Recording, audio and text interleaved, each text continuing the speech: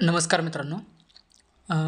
आज जरा वाचन करत असताना एक खूपच नवीन आणि डायव्हर्सिफाय कन्सेप्ट वाचायला मिळाली आणि ती कन्सेप्ट एवढी छान होती, की वाचल्यानंतर असं लक्षात आलं, की ही माहिती खूप महत्त्वपूर्ण आहे आणि जर तिचा आपण आपल्या आयुष्यामध्ये अवलंब केला, तर नक्कीच आपल्याला त्याचा फायदा होऊ शकतो आणि त्या गोष्टीचा फायदा होईल असं माझ्या लक्षात आल्यानंतर मी ठरवलं, की हा व्हिडिओ मी सगळ्यांशी शेअर करीन.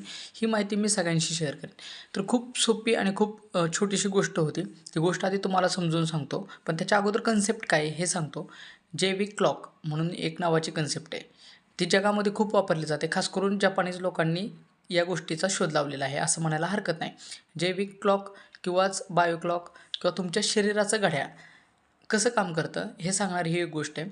जर एक गोष्ट तुम्ही लक्षात घ्या, जर तुम्हाला उद्या दुसऱ्या दिवशी कुठेतरी कामाला जायचं असेल किंवा एखाद्या महत्त्वाच्या कामाला जायचं असेल, सकाळी लवकर उठून ट्रिपला जायचं असेल, इतर कोणतं शैक्षणिक काम असेल किंवा एखाद्या ऑफिसमध्ये भेटायला जायचं असेल आणि सकाळी लवकर जायचं असेल, 6ची गाडी पकडायची असेल आणि तुम्ही जर आदल्या दिवशी गजर 4चा सेट केला, तर बऱ्याचदा तुम्हाला असा अनुभव येईल, की गजर वाजायच्या अगोदर तुम्ही उठलेला असता.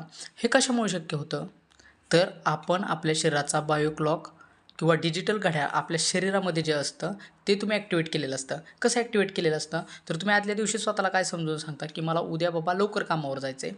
मला एक काम आहे, जे महत्त्वाचं काम आहे आणि त्यासाठी मला लवकर उठावं लागणार आहे. किती वाजता उठावं लागणार आहे? 4 ते 5च्या दरम्यान आणि तुम्हाला 100% 4 ते 5च्या दरम्यान तुम्हाला ऑटोमॅटिक जाग येते. तर हे घडतं कशामुळं?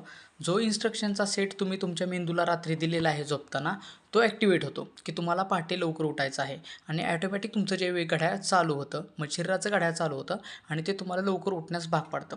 आता याच गोष्टीचा वापर जपनीज लोक 100 वर्ष आयुष्य जगण्यासाठी कशा पद्धतीने करतात, ते तुम्हाला सांगणार आहे.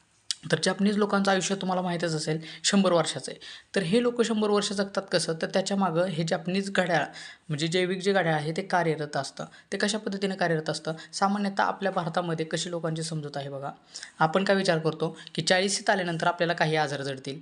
60 वर्षाचे झाल्यानंतर आपण आपलं शरीर पूर्ण रिटायरच झालेलं असणार. कारण 60 वर्षात माणसाचं शरीर कामयोग्य राहत नाही, असा भारतीय लोकांचा शासनाने घालून दिलेला समज आहे. 60व्या वर्षी आपण रिटायर होतो. रिटायर होतो याचा अर्थ आपल्या भारतीय लोकांनी असा घेतला आहे, की आपलं शरीर पूर्णपणे थकून जातं, आपण कार्यरत राहत नाही. 80% लोकांचा हाच विचार आहे आणि उरलेले 20% लोक मात्र स्वतःला असे समजतात का नाही समजत.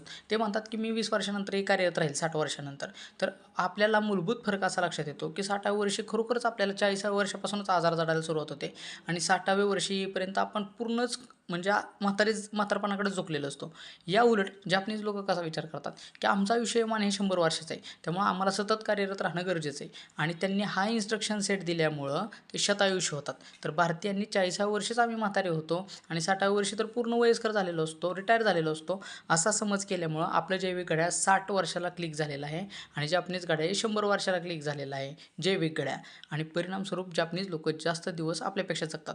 तर मग आपण या वाक्याचा आपल्या आयुष्यामध्ये कशा वापर करून घेऊ शकतो? आपलं जैविक क्लॉक 100 वर्षाला निरोगी आयुष्य जगण्यासाठी कसं सेट करू शकतो? तर ठराविक इन्स्ट्रक्शन सेट आपण आपल्या शरीराला रोज देत राहायचं आहे. काय म्हणायचं आहे, की बाबा मी 100व्या वर्षीसुद्धा ॲक्टिवेट राहणार आहे, म्हणजे काम करत राहणार आहे. मी आत्तासुद्धा खूप तंदुरुस्त आहे, खूप हट्टाकट्टा आहे आणि मग समजा तुमचे केस पिकले असतील, तर तुम्ही असं समजू नका केस पिकलेत म्हणजे तुम्ही वयस्कर झाला, म्हातारे झालात. तर तुम्ही असं समजा, की केस पिकणे ही नैसर्गिक घटना आहे, परंतु माझं शरीर हे पूर्णपणे ताजतवाने आहे. जर तुम्ही आत्ता 45 वर्षाचे, 50 वर्षाचे असाल आणि तुम्ही चालत असाल, तर तुम्ही तिथं पळण्याचा व्यायाम करा. हळूहळू शरीराला तारुण्याकडे झुकवणारा व्यायाम करा, न की वयस्करपणाकडे. असं समजू नका, की आता माझं वय झालं आहे, आता माझ्या शरीराच्या हाडाच्या हालचाली खूप कमी प्रमाणात झाल्यात आणि मला याचा त्रास होईल. असा विचार न करता पॉझिटिव्ह विचार करा, की तुम्ही जास्त वेळ चालू शकता. तुम्ही अजून तरुण आहात. तुम्ही एखाद्या आणि यासाठी छोटे-छोटे बदल तुम्ही तुमच्या आयुष्यामध्ये करू शकता. म्हणजे तरुणांसारखे कपडे घाला. ज्यानं काय होतं तुमचा आत्मविश्वास वाढतो. स्वतःला आपण तरुण असल्याचा फील येतो आणि त्याच्यामुळं तुमचं आयुष्यमान वाढतं आणि नुसतं आयुष्यमान वाढत नाही, तर तुमचं निरोगी आयुष्यमान वाढतं आणि हे सगळे परिणाम तुमच्या शरीरावर पॉझिटिव्ह घडून येतात आणि तुमचं आयुष्यमान वाढतं. शिवाय निरोगीपणा वाढतो. शरीर तजेलदार, तवानं आणि तरुण बनतं. ह्याच जपानी लोकांचा जो सिक्रेट आहे 100 वर्ष जगण्याचा, तो आजच्या व्हिडिओच्या माध्यमातून मी तुम्हाला सांगितला आणि जो की माझ्या वाचनात एक जस्टच काही 15-20 मिनिटापूर्वी आला होता. तो मी तुम्हाला समजून सांगितला आहे. तर मला तर हा गोष्ट पॉझिटिव्ह वाटते. जर तुम्ही तुमच्या आयुष्यामध्ये या गोष्टीचा बदल केलात, तर 100% याचे परिणाम पॉझिटिव्हवरच दिसतील, असं मला वाटतंय. नक्कीच हा जो बायो क्लॉक आहे तुमचा, तो 60 वर्षाला सेट न करता 100 वर्षाला सेट करा. म्हणजे तुम्ही 100 वर्ष निरोगी आयुष्य जगू शकतात.